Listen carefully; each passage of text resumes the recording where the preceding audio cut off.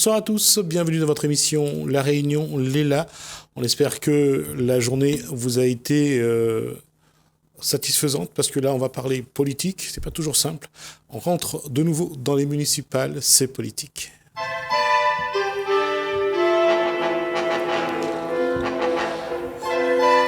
Ce soir, notre invité, c'est Sergio Errapa. Il est candidat au port. Bonsoir, Sergio Errapa. Bonsoir, merci de m'inviter sur ce plateau.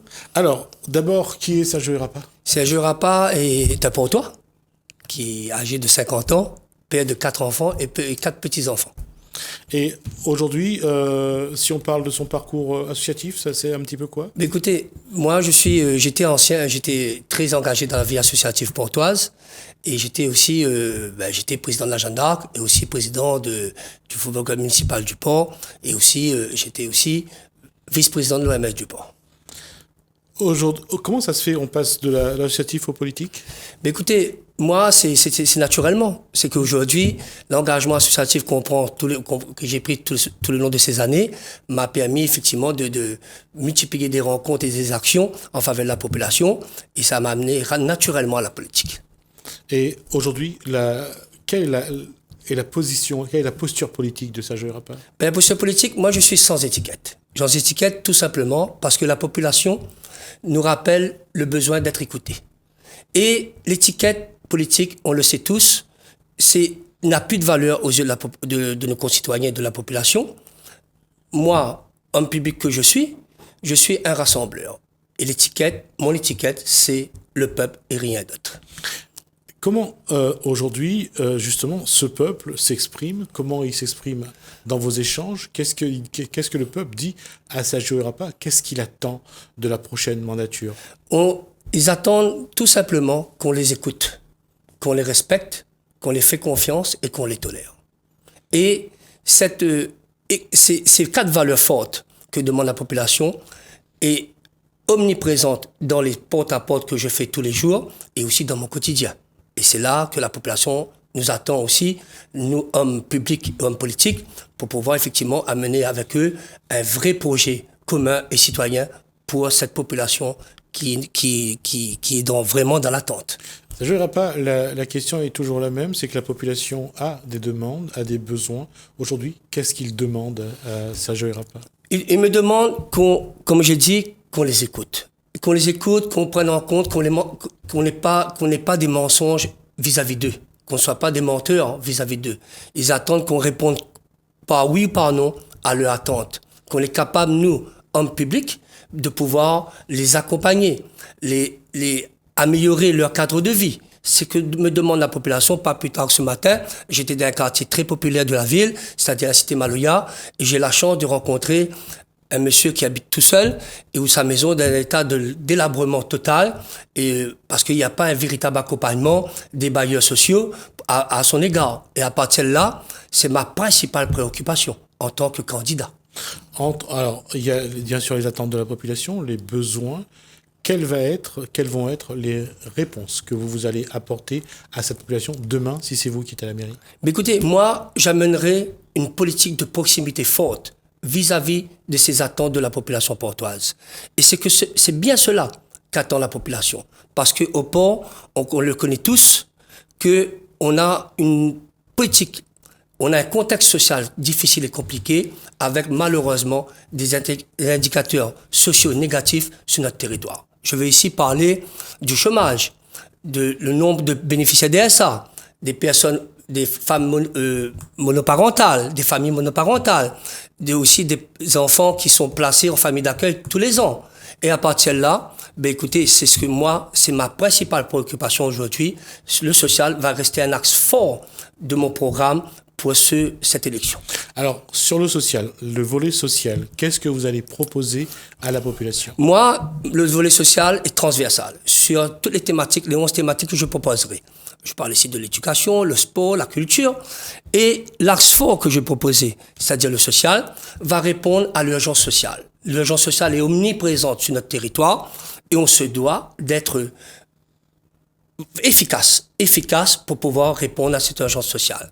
Et l'outil fort que je mettrai en place, comme vous l'avez demandé, M. Ramoudou, c'est mettre en place un service de proximité fort forte, pour répondre à cette urgence sociale qui est pour moi une attente forte de la population. Alors, par exemple, il y a le CCAS, il y a le portage des repas, l'aide à la personne. Tous ces éléments-là vont être renforcés, consolidés. Moi, je vais demander à redynamiser le CCAS, le Centre communal d'action sociale. Parce qu'aujourd'hui, beaucoup de gens qui m'interpellent chez moi, dans la rue ou dans mon bureau, ils me demandent, Monsieur Rapa, on n'arrive pas à manger tous les jours correctement. Quand une personne va au CCAS demander de l'aide pour pouvoir manger correctement, et je dis bien, au XXIe siècle, si on n'arrive pas à manger correctement, les gens doivent choisir le repas du matin, du midi et le repas du soir. Ben écoutez, on se doit, nous, au niveau de cet outil fort de notre collectivité, c'est le CCAS, c'est le poumon social de notre ville. On se doit de trouver l'efficacité et la spontanéité pour répondre efficacement à cette demande, à ces demandes. Et d'un point de vue social, par exemple pour les personnes âgées, le portage à domicile, s'occuper de personnes qui sont isolées, là aussi, c'est une démarche que vous allez... Mais écoutez, excusez-moi, je vais renforcer cette démarche parce qu'aujourd'hui, il ne faut pas oublier qu'au Port, on a plus de 5000 personnes âgées. C'est une population de plus en plus vieillissante qui a besoin d'un véritable accompagnement.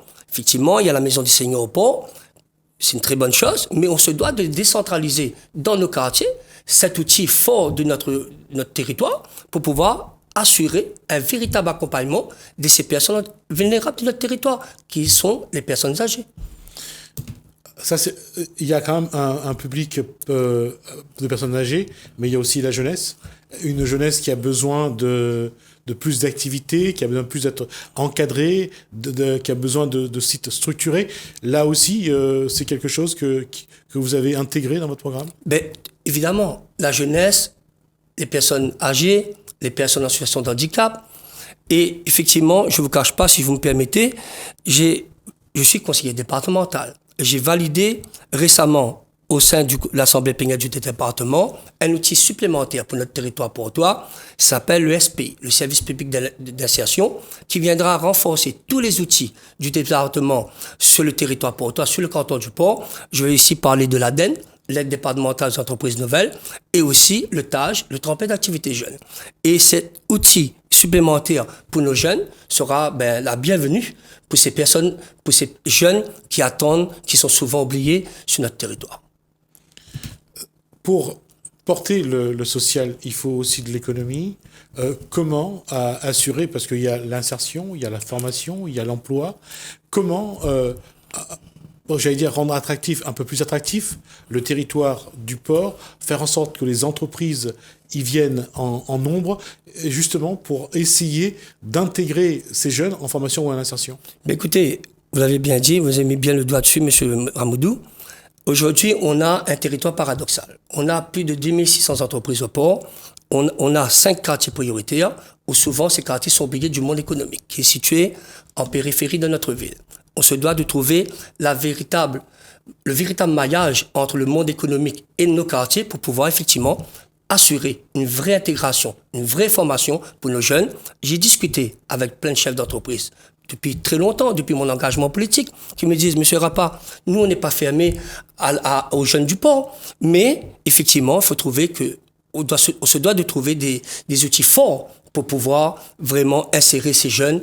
Et moi, ça fait partie de mon programme où les jeunes seront à l'écoute et on va travailler avec le monde économique pour pouvoir effectivement engager ces portois dans ce monde économique qui est souvent, malheureusement, délaissé pour les jeunes du port. Comment aujourd'hui rendre ce territoire, je répète ma question, plus attractif aux entreprises et faire en sorte que les jeunes du port puissent profiter de l'insertion, de la formation et de l'emploi? Écoutez, moi, dans mon programme, je l'ai mis, je vais mettre en place une convention, aussitôt que je suis élu, qui engagera la ville, ça veut dire la municipalité, le monde économique et le portois. Je l'ai intitulé « Le portois engagé ». Ça veut dire que le portois s'engagera avec ces deux institutions fortes, c'est-à-dire le monde économique et la ville du port pour pouvoir les accompagner au mieux et trouver effectivement les bons outils avec bien sûr les autres institutions. Je vais ici parler de la mission locale, je vais ici parler du pôle emploi, je vais ici parler aussi du département et la région. On se doit de trouver les bons maillages avec toutes ces institutions pour pouvoir effectivement accompagner, mener une véritable politique d'accompagnement, d'insertion pour nos jeunes. Là, on sait que le port est un véritable territoire économique, les entreprises y sont en nombre, mais malgré tout, il y a une partie de la population qui reste en marge, qui reste, j'allais dire pas à l'abandon, mais on a l'impression que c'est la relation entre ce public et l'autre monde ne se fait pas. Mais ça ne se fait pas tout naturellement parce que ce monde économique est situé en périphérie de notre ville. Et malheureusement, on a les quartiers du port. Vous savez, tous les jours, plus de 15 000 personnes viennent travailler au port. Et malheureusement, l'impact qu'on attend positif pour pouvoir alimenter nos quartiers, pouvoir profiter de nos quartiers du monde économique, est absente. Et nous, en tant qu'homme public, on se doit de trouver les bonnes actions et aussi les bons accompagnements pour pouvoir effectivement accompagner ces jeunes, aussi les portois en général, les jeunes et les moins jeunes, pour pouvoir les adhérer au monde économique et réciproquement, que le monde économique adhère au quartier. Je pense que l'idéal, ce serait que lors d'un conseil citoyen, où la population s'investit, comme on dit, détaque la langue, et à partir de là, c'est à inviter aussi le monde économique dans ces conseils de quartier pour les amener à faire comprendre la réalité du territoire portois.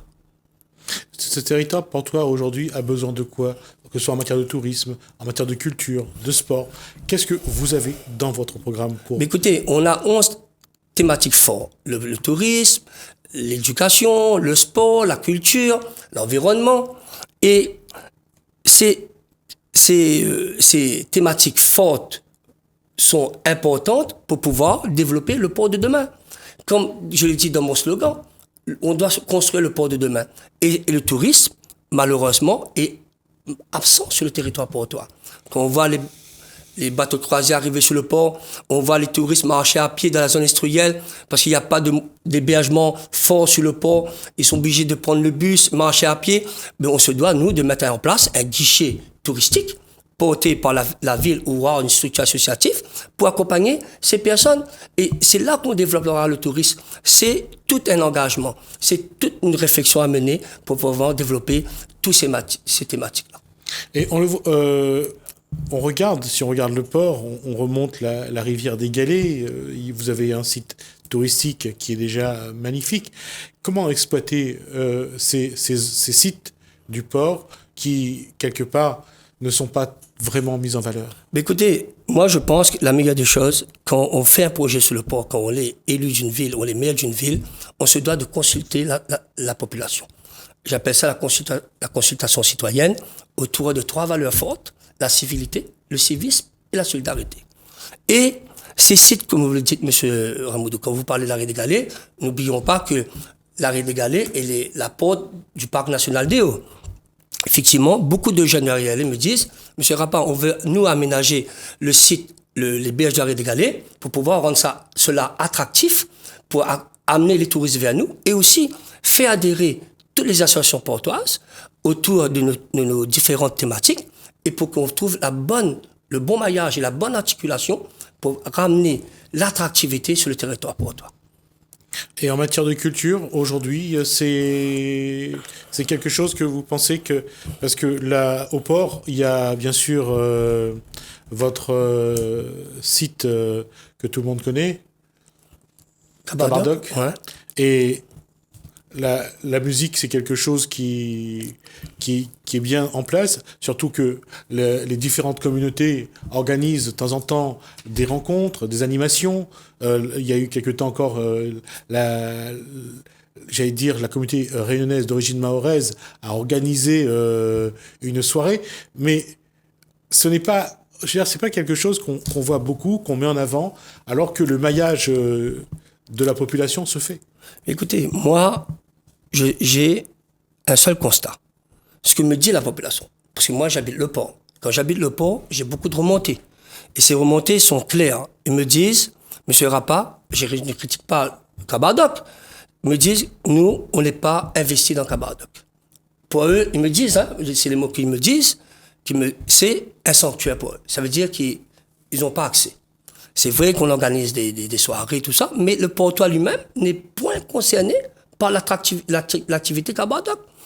Et on se doit aujourd'hui de redéfinir et réorienter l'activité au Cabardoc pour que les portois puissent profiter pleinement de cet outil culturel fort sur notre territoire. Ce n'est pas le cas. C'est une critique, mais elle est constructive. Et les portois me disent, Monsieur Rapa, nous, on voudrait qu'on soit reconnu. Et effectivement, dans nos quartiers, on a des talents musicaux, sportifs. Et ces talents, malheureusement, sont encore en immersion. Ils ont besoin d'être reconnus, émergés.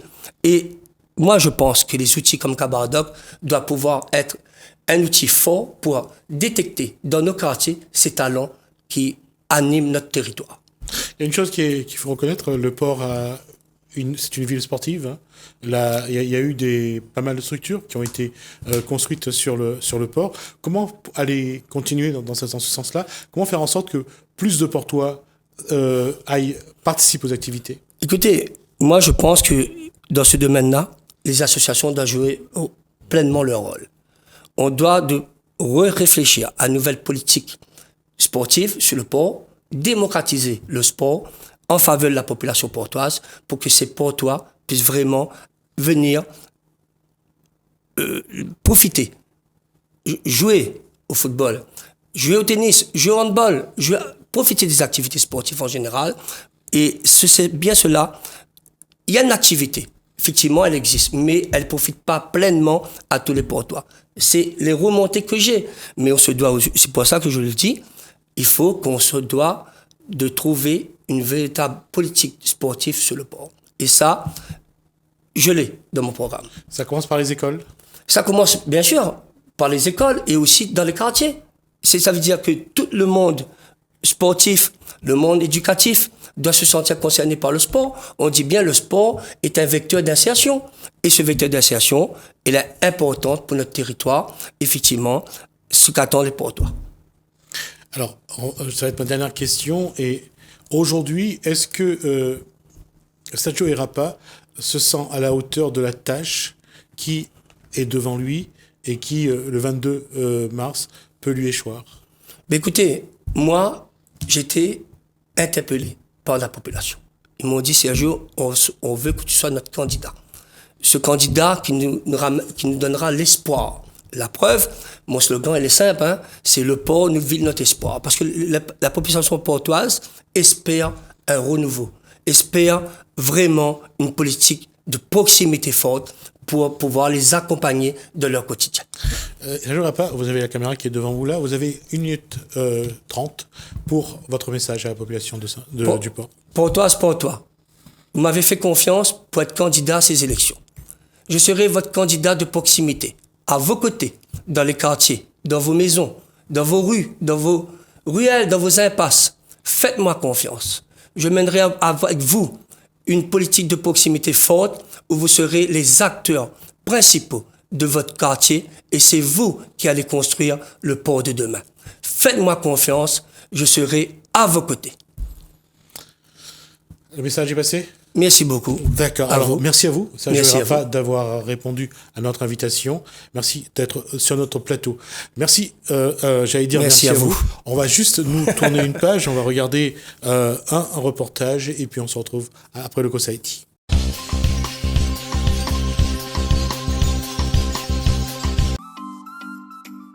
Je m'appelle Lucas, je suis le gérant de la microferme urbaine depuis 5 ans déjà, donc bientôt 6. Sachant qu'au début, c'était pas une microferme, c'était juste un jardin potager. Et puis, depuis 2015, ça a évolué avec des animaux, du coup, des vers de terre d'abord, ensuite des poules, des lapins, des poissons. Et voilà, donc comme je dis, on est à la 6e année. Ici, pas de produits chimiques, des synthèses. Donc on essaye de tout faire, même beaucoup plus que ça, on essaie de tout faire avec tout ce qu'il y a sur place. ou alors avec des produits qui viennent du territoire. Je parle par exemple de quelques kilos de fumier que je vais chercher une fois par an ou deux. Donc on est au centre-ville du Tampon, et voilà, en plein centre-ville, c'est pour ça que ça s'appelle la microferme urbaine. La microferme est née pour former les gens, pour montrer que c'est possible et pour fournir des modèles. Un modèle, comment dire, diffus, c'est-à-dire que le but c'était que tout le monde puisse faire une microferme chez lui et qu'il y ait des microfermes à chaque impasse de la Réunion.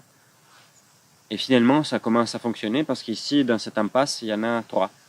L'objectif, c'est d'éviter d'acheter au maximum parce que c'est aussi une question de coût et parce que quand on est arrivé ici, en tant que contrat aidé dans une association, on n'avait pas de moyens. Donc on s'était dit do it yourself. C'est un peu une philosophie un peu punk. Donc faire ce que l'on a. Et finalement on s'est pris au jeu. Et ça, j'ai continué d'agir comme ça. Et je pense que pour un agriculteur, c'est pas si loin en fait que ça, les fonctionnements. Ouais. Parce que lui, il a des coûts. Et nous, on a des coûts aussi. Donc l'échelle n'est pas la même, nous on est sur 1000 mètres carrés. Mais justement, quand vous êtes sur 1 hectare, vous cherchez à réduire vos coûts. Et donc finalement, ces principes se retrouvent d'une autre manière appliqués même sur une ferme. Bien sûr. Donc, et c'est vraiment un contre-courant du modèle qu'on prend aujourd'hui qui pousse à faire des investissements, à s'endetter, à s'embourber dans des crédits qu'on va passer toute sa vie et peut-être même pas à rembourser, et qui finalement font vivre justement les réseaux qui sont autour des marchés. Ils font vivre d'autres gens que ceux qui sont censés vivre de leur travail. Et donc nous, on est là pour montrer qu'on peut faire autrement. Mais il y a tout un réseau d'acteurs et des plantes et des matériels qui est complètement différent que dans les systèmes qu'on prône, quoi. Ouais. Alors, le futur, il faut l'écrire et c'est à nous de le faire. Je sais que je ne resterai pas sur ce terrain toute ma vie, mais je le laisserai à celui qui viendra après. Je suis sûr que quelqu'un va se positionner ici. Et donc, le but ici, c'est de laisser à ceux qui viendront après, et je parle même des prochaines générations, un sol fertile et quelque chose, un potentiel.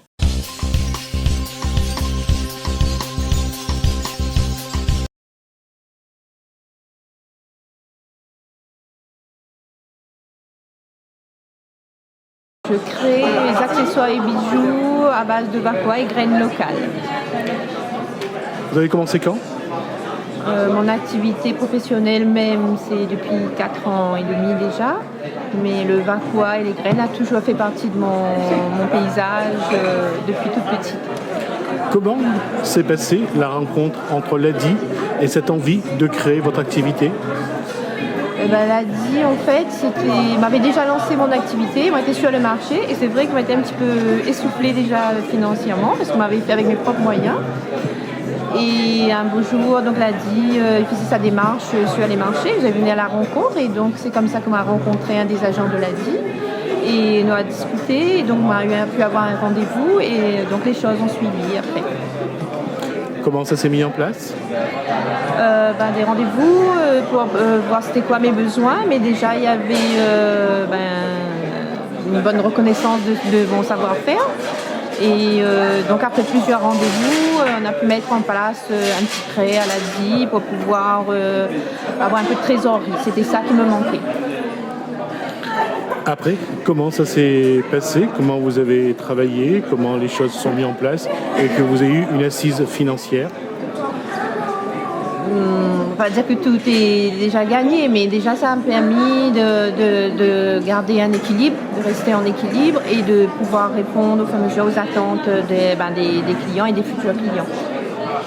Aujourd'hui, comment vous voyez le développement de votre entreprise et comment vous voyez votre partenariat avec Ladi dans les années à venir ? Mais il compte bien rester à Ladi parce que c'est vrai que Dans un premier temps, c'était aller montrer dans soit des marchés, des expos, voilà, dans cette partie-là, beaucoup se déplacer. Et pour un deuxième temps, recevoir, donc là, m'y contourner sur la DI pour aider à moi, accompagner mon projet dans quelques années encore, sur le développement. Les gens pourraient venir chercher, venir faire de produits sur mesure dans mon atelier, donc mettre en place cette stratégie-là. Qu'est-ce qu'il y a comme intérêt pour vous dans ce que vous voyez dans ces bijoux-là? C'est l'authenticité en fait, l'authenticité, le côté traditionnel, le vaquois, c'est le fait main, voilà, c'est ça qui me plaît beaucoup. Et ça vient de chez nous, voilà, de la Réunion, c'est ce qui m'attire le plus. Il veut dire qu'aujourd'hui, la femme recherche l'authenticité, le traditionnel, et puis ce qui lie aussi ses racines et son histoire. Ah oui, complètement. Le vaquois, ça rejoint tout de notre histoire, hein, notre identité rayonnaise, culturelle, et je pense que c'est ça qu'il faut mettre plus en avant, hein. Aussi qu'on porte un bijou, qu'on porte un vêtement, et montrer d'où on vient, qui on est, hein. Et c'est ça qui est fort, hein, en émotion, hein. Pour moi, c'est ce qui est important. C'est plus beau qu'autre chose, hein. C'est de vivre la Réunion encore un peu plus. Oui. Voilà, vivre la Réunion. Exactement. La musique et l'animal. Ces créations, moi, je les vois dans toute occasion, hein, que ce soit dans les défilés de mode, par exemple les comités Miss Réunion, pourquoi pas. Moi, je l'ai vu, ça. Ça peut être pour aller à la plage, pour une soirée. Je pense que ces créations s'adaptent à tout type d'événement. Moi, d'ailleurs, j'ai pris un sautoir avec elle que je veux offrir. Voilà, ça fait plaisir à une dame de commercialiser ça. L'identité réunionnaise doit être aussi dans les bijoux. Doit être aussi. L'identité réunionnaise doit être également dans les bijoux. Oui, aussi. Après, c'est bien d'alterner, changer sur tout le temps, hein, mais l'identité doit être dans les bijoux, dans les vêtements, coiffure, parfum.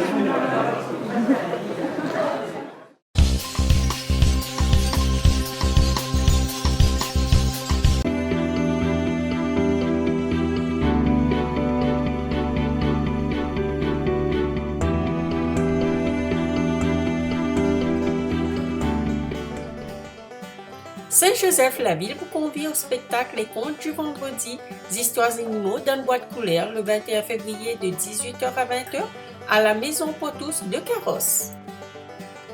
Saint-Philippe, vous êtes conviés à la 10e édition du festival Même pas peur du 19 au 22 février. Saint-Denis, l'IUT de la Réunion organise la journée porte ouverte le 22 février de 9h à 16h à l'IUT. Saint-Joseph, le COS de Saint-Joseph organise sa 6e édition les 10 km nocturnes de la Saint-Jo le 22 février de 20h à 23h. Saint-Denis, l'IAE de Saint-Denis vous convie à la soirée porte ouverte 2020 de l'IAE Réunion le 27 février de 17h à 20h30. Le Tampon, vous êtes invité à la 9e édition de la course du Calderi River Trail le 29 février. 3 formules vous seront proposées avec un départ commun à Beaumura et une arrivée au stade de Saint-Philippe. Saint-Denis, vous êtes conviés à la 4e édition spéciale Femmes et Mariage du 4 au 6 mars de 10h à 18h au centre d'affaires Catchy. Saint-Pierre, vous êtes invité à la 4e édition des Francopholies de la Réunion du 6 au 8 mars à la Ravine Blanche. Saint-Denis, le parc des expositions de Saint-Denis organise la 2e édition du Salon de la Ferme en ville, le thème de la terre à l'assiette, du 6 au 8 mars au parc des expositions de la Nordève à Saint-Denis. Tarif 5 €. Saint-Leu, l'Athletic Club de la Chaloupe organise 10 km de l'ADH le 8 mars de 7h à 10h au Plat. Départ 7h au stade municipal, chemin de la découverte au Plat de Saint-Leu. Saint-Paul, l'espace culturel Le Comte de Lys organise le festival Criquet Craquet du 11 au 13 mars. Saint-Benoît Tropicadène vous convie à son Tropicadène Kids, parcours ludique à obstacles pour les enfants de 6 à 13 ans, les 28 et 29 mars à 14h à la Rivière des Roches, Saint-Benoît. Saint-Joseph Margot Run organise le Bidalo le 29 mars à Saint-Denis. Saint-Joseph Saint-Jo TD2R organise Saint-Jo Trail des Deux Rivières le 4 avril de 3h à 20h. Départ le gymnase Henri Ganowski. Saint-André Miss Tamil Réunion organise la finale Miss Tamil Réunion 2020 le 11 avril à la Saléance de Saint-André. Plus de renseignements au 06 93 496 469. Saint-Denis, vous êtes conviés à la 32e édition du Salon de la Maison du 1er au 10 mai de 10h à 19h au Parc des Expositions de la Nordève à Saint-Denis. Saint-Pierre R3R organise sa 3e édition de manifestation Caisse à savon course la MOP le 3 mai de 9h à 19h. Saint-Paul, le Trail Ronde de Passion organise le Trail Charrette le 17 mai à Saint-Paul. Saint-Pierre, vous êtes conviés à la 17e édition du Sakifo Music Festival du 29 au 31 mai à la Ravine Blanche Saint-Pierre. Saint-Denis, vous êtes conviés au Salon des Seigneurs Réunion du 12 au 14 juin de 9h à 18h au Parc des Expositions. Salazie, vous êtes conviés à la fête du chouchou du 12 au 14 juin sur le champ de foire de Helbourg. Saint-Paul, la Team Léla organise sa 4e édition de course La Boucle Parapente le 23 août de 6h à 12h30. Saint-Leu, l'Athletic Club de la Chaloupes vous convie à la course des artichauts le 15 novembre de 7h à 20h. Lieu de départ et d'arrivée, stade municipal du Plat Saint-Leu.